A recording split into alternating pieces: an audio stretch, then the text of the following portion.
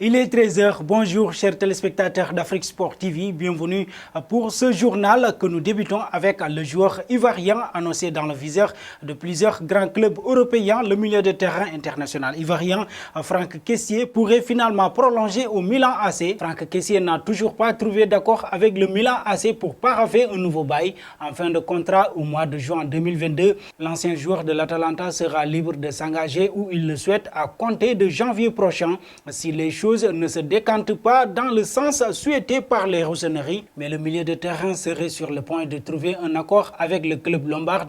Interrogé sur ce dossier, le directeur technique de l'AC Milan, Paolo Maldini, s'est exprimé sur le cas Kessié au micro de Sky Sport. Le mercato de janvier est un marché de réparation. Notre équipe est compétitive et pour l'instant, nous n'avons pas l'intention de faire quoi que ce soit. Nous allons nous concentrer sur les renouvellements. Avec Kessié et Romagnoli, nous sommes là et il y a des négociations. Tant qu'il y a du temps, il y a de l'espoir. On reste dans le continent pour parler du joueur camerounais Nicolas Nkoulou sera disponible jusqu'en début 2022 en raison de sa blessure aux ischio-jambiers. Coup dur pour Nicolas Nkoulou, le défenseur camerounais s'est blessé. Il sera indisponible jusqu'en début 2022, a annoncé son club. En effet, blessé aux ischio-jambiers lors de la rencontre de la 12e journée de Premier League, match face à Manchester United, le Camerounais sera absent des terrains jusqu'en début de 2022. Déjà absent le week-end dernier lors du déplacement de Watford sur la pelouse de Leicester City, le défenseur de 31 ans va manquer à son équipe pendant tout le mois de décembre et ne devrait être de retour à l'entraînement à partir de janvier. Les rumeurs concernant sa présence lors de la CAN au Cameroun sont donc terminées. Présence lors de la CAN au Cameroun sont donc terminées. Filons du côté de Lionel Messi. Le sacre de Lionel Messi pour le Ballon d'Or suscite de gros débats depuis lundi soir. Un autre trophée provoque également beaucoup de commentaires avec le trophée Yacine décerné à Gianluigi Donnarumma, le portier de l'Italie et du PSG qui a devancé Edouard Mendy. Le gardien de but de Chelsea, vainqueur de la Ligue des Champions et du Sénégal, avait déjà suscité la polémique pour son absence dans les 30 nominés du Ballon d'Or bis répétitif depuis lundi soir avec cette deuxième place. Derrière Donnarumma, quelques heures après, Habib Beye, déjà scandalisé autour de Patrice Evra, d'évoquer le sujet sur Instagram avec des mots particulièrement forts. Selon lui, il ne fait aucun doute que Mendy paie le fait d'un joueur africain. Le gardien, que dire d'Edouard Mendy? La Coupe d'Afrique, nous sommes les changes, donc personne ne respecte cette compétition.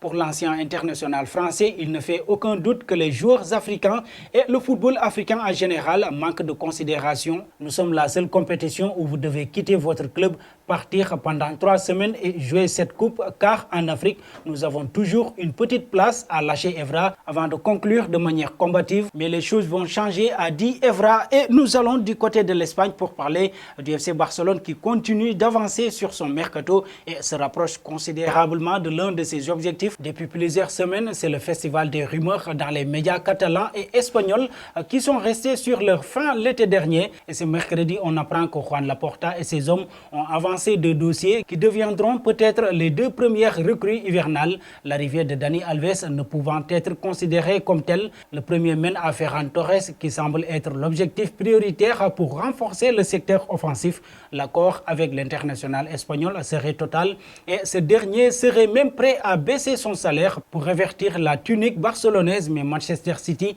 campait sur ses positions et bien selon Mundo Deportivo, ça a bien avancé. Ferran Torres a de grandes chances de devenir nouveau joueur du Barça en janvier, résume le journal qui précise que les propositions du Barça se rapprochent de plus en plus du prix fixé par l'écurie anglaise. Le polyvalent joueur offensif formé à Valence est ainsi au cœur de discussions pour un transfert qui devrait finalement se boucler pour un montant situé entre 40 et 50 millions d'euros. Et ce n'est pas tout, puisque Marca indique que le FC Barcelone est très chaud sur Oscar Azpilicueta. Le contrat de l'Espagnol à Chelsea prend fin en janvier et les Catalans pourraient donc l'obtenir à moindre prix dès le mois de janvier. Pas convaincu par les options à disposition dans l'équipe, Xavi est très intéressé par l'ancien de l'Olympique de Marseille, que ce soit pour cet hiver ou pas l'été prochain. Et nous terminons avec Paul Pogba. Nasser Al-Khelaifi a rencontré le joueur de Manchester United récemment à Paris, ce qui a suscité des rumeurs concernant un éventuel transfert estival vers les géants de la Ligue 1,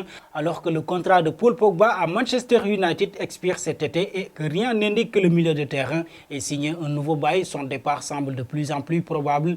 L'argent n'est pas certainement un problème pour le Paris Saint-Germain qui a l'habitude d'attirer les meilleurs joueurs sur des transferts gratuits grâce à sa capacité à offrir des contrats de haut niveau. Sergio Ramos, Lionel Messi, Gianluigi Donnarumma, Jorginho, Wijnaldum sont tous arrivés sur des transferts gratuits l'été dernier. Leur contrat ayant expiré avec leurs clubs respectifs, Paris n'est pas le seul club à guetter Pogba puisque le Real Madrid, le FC Barcelone, la Juventus Turin sont également liés. Mais sa puissance financière le mettrait dans le siège du conducteur et un retour dans son pays natal serait susceptible d'attirer Paul Pogba.